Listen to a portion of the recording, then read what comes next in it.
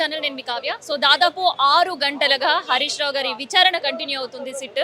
అయితే ఇక్కడ ఇంకొక ట్విస్ట్ ఏంటంటే ముందు అడ్వకేట్స్తో అలో చేస్తాము అని చెప్పినప్పటికీ అడ్వకేట్ని అలో చేయకుండానే విచారణ అనేది కంటిన్యూ అవుతుంది.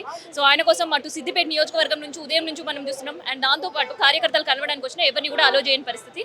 అయితే అట్లీస్ట్ వాళ్ళని అలో చేయకుండా లీగల్ టీంని అయితే అలో చేయాల్సిన పరిస్థితి, కానీ వాళ్ళని కూడా అలో చేయకుండానే ఈ విచారణ అనేది కంటిన్యూ అవుతుంది. ప్రజెంట్ మనకి లీగల్ టీం ఉన్నారు, ఒకసారి మాట్లాడదాం భరత్ గారితో. సరే ఏంటి లీగల్ టీం కూడా అలో చేయని పరిస్థితిలో అంత సీక్రెట్గా జరుగుతున్న ఇన్వెస్టిగేషన్ ఏంటి? ఇప్పుడు ఈ కేసు 2 ఏళ్ళు అవుతుందమ్మా. 2 ఇయర్స్, దాదాపు 2 ఇయర్స్ అవుతా ఉంది. దీని మీద చాలామందిని అరెస్ట్ చేశారు, వారిని జైలుకు పంపించారు. తర్వాత మొదటి ఛార్జ్ షీట్ వేశారు, రెండో ఛార్జ్ షీట్ వేశారు. ఆ ఛార్జ్ షీట్లు వేసిన తర్వాత వాళ్ళకి బెయిల్స్ కూడా వచ్చినాయి, సుప్రీంకోర్టు దాకా పోయినాయి బెయిల్ అప్లికేషన్స్. సడన్గా ఇవాళ ఆకాశం నుంచి సిట్ అపాయింట్ చేస్తున్నాం అని అన్నాను.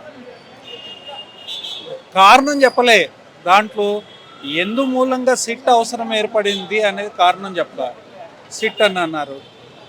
ఈ మధ్యకాలంలో ఇష్టానుసారంగా ఈ ఒక మలేషియస్ క్యాంపెయిన్, అంటే దుర్మార్గమైన వ్యక్తిత్వ హననానికి సంబంధించిన క్యాంపెయిన్ చేశాను.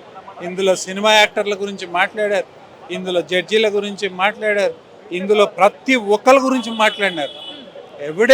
ఇప్పుడు ఎవరైతే ఈ విషయాల గురించి మాట్లాడారో, జడ్జిల పేర్లు పెట్టి రాసిన వాళ్ళు ఎవరైతే ఉన్నారో వాళ్ళకి నోటీసులు పోలే. వాళ్ళకి మీకు ఎక్కడి నుంచి వచ్చింది ఈ ఇన్ఫర్మేషన్ అని వాళ్ళకి నోటీసులు ఇవ్వలేదు. తర్వాత సినిమా యాక్టర్ల పేర్లు తీసేసేసి తర్వాత పొలిటీషియన్స్కి అంటగట్టి వాళ్ళని బెదిరించినారని తర్వాత ఏవైతే ఉన్నాయో ఇంత మటుకు ఈ ఛార్జ్ షీట్లు వేసిన దాంట్లో కానివ్వండి, ఇన్వెస్టిగేషన్ రిపోర్ట్స్లో కానివ్వండి, ఇంత మటుకు ఎక్కడ ఇలా ఇప్పుడు ఈ ప్రభుత్వం యొక్క పోలీసే చేసింది, ఎక్కడ రాలేదు. మళ్ళీ ఇవాళ సడన్గా సిట్ ఎందుకు వేసినారు, ఏ కారణం చేత వేసినారు తెలవదు. చెప్పాల్సిన బాధ్యత ఉన్నదని గవర్నమెంట్ అనుకోలేదు. ఇవాళ సడన్గా సిట్ వేసేసేసి హరీష్ రావు గారు 160 సెక్షన్ 160 సిఆర్పిసి కింద రమ్మని చెప్పినారు. నోటీస్ వచ్చిన తర్వాత నోటీస్లో ఏముంది? ఏముండదండి, మీరు విచారణకు రండి, మేము విచారణ చేస్తున్నాం, అంతే ఉంటుంది, ఏముండదు.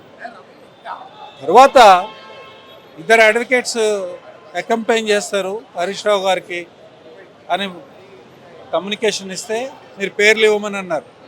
2 అడ్వకేట్లు, ఆర్ చంద్రశేఖర్ రెడ్డి గారు, ఆయన సుప్రీంకోర్టు అడ్వకేటు, జె రామచంద్రరావు గారు, ఆయన మాజీ అడిషనల్ అడ్వకేట్ జనరల్. వారిద్దరూ అతను అకంపైన్ చేయడం, పేర్లు ఇవ్వడం జరిగింది. వాళ్ళని అలో చేయలేదు. ఈ గేట్లో వాళ్ళని బయటనే ఉంచేసేసేసి హరీష్ రావు గారిని ఒక్కరిని లోపలికి తీసుకొని పోయింది. ఇది ఏం పద్ధతి? మీకు ఏ ఉద్దేశాలు వారిని ఎల్ట్రీట్ చేసే కార్యక్రమమే లేకపోతే వారికి సరైన మర్యాద ఏదైతే లెజిస్లేటర్గా, మాజీ మంత్రిగా, తర్వాత అసెంబ్లీ బీఆర్ఎస్ పార్టీ ఉప లీడర్గా ఆయనకి రావాల్సిన గౌరవం అన్నిటికన్నా ఒక సిటిజన్గా ప్రాథమిక హక్కులు ఏవైతే ఉన్నాయో ఆర్టికల్ 19 కింద, ఆర్టికల్ 21 కింద ఉన్న ప్రాథమిక హక్కులు ఏవైతే ఉన్నాయో వాటికి గ్యారంటీగా ఉండాల్సిన అడ్వకేట్స్ ఎవరైతే ఉంటారో వారిని ఎందుకు రానియలేదు? తర్వాత 6 గంటలు ఏందండి, 6 అవర్స్ ఏముంటుంది? ఒకవేళ ఉన్నదే అనుకోండి, ముందు ఇన్ఫామ్ చేయాలా, మీతోని చాలా ఎక్కువ సమయం పడుతుంది కాబట్టి మీరు మీ మెడిసిన్స్ తెచ్చుకున్నారా? ఆయన డయాబెటిక్ పేషెంట్, ఏది లేదు, ఇష్టానుసారంగా ఇవాళ 6 అవర్స్ పెట్టారు. ఇప్పుడు మధ్యాహ్నం భోజనం కూడా ఆయన ఇంటి నుంచే అవకాశం ఇచ్చిండ్రు అని విన్నాం, అది వాస్తవమేనా సార్? మెడిసిన్ ఏమైనా ఆలోచించండి, భోజనం ఇంటి నుంచి తెప్పించుకున్నారా లేదా నాకు తెలియదు, కానీ ముందు చెప్పాలి. When you called him before he attends, they should tell him. మీకు 3 గంటలు పడుతుంది, 6 గంటలు పడితే సుమారుగా తెలియదండి ఎన్ని గంటలు పడుతుందో. ఇన్వెస్టిగేట్ చేసే వాళ్ళకి తెలియదా? ఆర్గ్యూ చేసే నాకు తెలుస్తుంది. కోర్టు ముందు ఆర్గ్యూ చేసేటప్పుడు ఈ కేసుకి 3 గంటలు పడుతుంది, 2 గంటలు పడుతుంది, 1 గంట ఎక్కువ కావచ్చు, ఒకవేళ పోస్ట్పోన్ అయితే ఇంకా కూడా ఎక్కువ కావచ్చు. కానీ ఒక ఇండికేషన్ ఇయ్యరానండి పోలీస్ స్టేషన్. మీరు అడ్వకేట్ని అలౌ చేయనప్పుడు ఇండికేషన్ ఇవ్వాలి కదా. ఏం సామాన్యమైన వ్యక్తి ఆయన హరీష్ రావు గారు అంటే 3 సార్లు మంత్రి, సో కోర్టు 5 సార్లు లెజిస్లేటర్. మరి అట్లాంటి ఆయనకి ఇదేం మర్యాద ఇది? తర్వాత అసెంబ్లీకి is deputy leader of BRS party in the assembly. ఇష్టానుసారంగా ఎందుకు చేస్తున్నారు? మాకున్నది ఎందుకు చేస్తున్నారు అనే దాని మీద మాకు ఐడియా ఉంది. హరీష్ రావు గారు ఇలా ప్రజల పక్షంలో నిలబడి కొట్లాడుతూ ఉన్నారు, ప్రజల హక్కులు కాపాడేదానికి కొట్లాడుతూ ఉన్నారు. కాబట్టి ఆయనని ఇబ్బంది పెట్టే కార్యక్రమం చేస్తారు. సో చాలా సందర్భాల్లో కూడా అటు కేటీఆర్ గారు కావచ్చు, హరీష్ రావు గారు కావచ్చు, ఇది పసలేని కేసు, కావాలని ఇబ్బందులు పెట్టడానికి ఇట్లాంటి కేసులని సిట్టులని మా పైన వేస్తున్నారు, నోటీసులు పంపిస్తున్నారు అంట. సో అందులో వాస్తవం ఎంత? వాస్తవం ఉన్నది కాబట్టి కన్నా కేటీఆర్ గారు చెప్పినారు, ఇవాళ కూడా చెప్పినారు, అనేక సందర్భాలలో చెప్పినాము.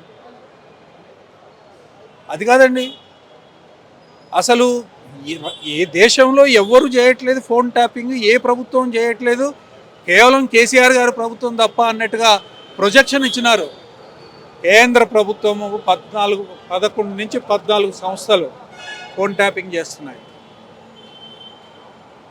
ఢిల్లీ పోలీస్ యాక్ట్ కింద ఉండే పోలీసులు అందరూ కూడా ఫోన్ ట్యాపింగ్ చేస్తారు. తర్వాత కమిషనరేట్స్ అన్నీ కూడా ఫోన్ ట్యాపింగ్ చేసేదానికోసము అవకాశం ఉంది. అన్ని రాష్ట్ర ప్రభుత్వాలు ఫోన్ ట్యాపింగ్ చేసేదానికి అవసరం ఉంది, వారి వారి అవసరాన్ని బట్టి. ఇవాళ ఈ దినము అంటే ఈ సంవత్సరంలో కేంద్రము రాష్ట్రాలు అన్ని కలిపి 20,000 మంది ఫోన్లు ట్యాప్ చేస్తారు సుమారుగా. పోలీసులకి తర్వాత వ్యవస్థలకి శాంతి భద్రతలని కాపాడే బాధ్యత ఉంటుంది కాబట్టి దానికి పర్మిషన్లు తీసుకునే చేస్తారు. ఆ పర్మిషన్లు ఆ రూల్స్కి అనుగుణంగానే కేసీఆర్ ప్రభుత్వంలో ఉన్నప్పుడు చేసినారు తప్ప దానికి వ్యతిరేకంగా చేయలేదు అనేది కేసీఆర్ గారు సుస్పష్టంగా చెప్పినారు. దాంట్లో ముఖ్యమంత్రులది మంత్రులది ప్రమేయం ఉండదు కూడా అని చెప్పినారు.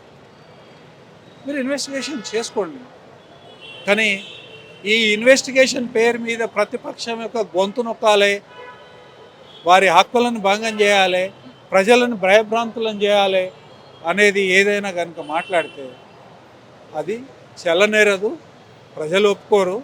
దాని పరిణామాలు ప్రజాక్షేత్రంలో ప్రభుత్వం చవి చూడాల్సి వస్తుంది. సో ఇప్పటికే ప్రభాకర్ రావు గారు, శ్రవణ్ గారు, తర్వాత ఇవాళ హరీష్ రావు గారు. సో నెక్స్ట్ మాజీ ముఖ్యమంత్రిగా కేసీఆర్ గారి పైన కూడా టార్గెట్ కాబోతుంది, సిట్ విచారణని ఆయన కూడా నోటీసులు అందబోతున్నాయి అనే వార్తలు వినిపిస్తుంది. నేను స్పెక్యులేట్ చేయదలుచుకోలేదు, ఇట్లాంటి విషయాలు స్పెక్యులేషన్ చేసి ఉపయోగం లేదు. ప్రజలు కళ్ళు ఓపెన్ చేసి చెవులు ఉపయోగించి జరుగుతున్నది వింటున్నారు, చూస్తున్నారు. ఈ ప్రభుత్వం చేయాల్సిన పనులు చేయకుండా చేయకూడని పనులు చేస్తే ప్రజాక్షేత్రంలో సరైన సమాధానం చెప్తారు వాళ్ళు.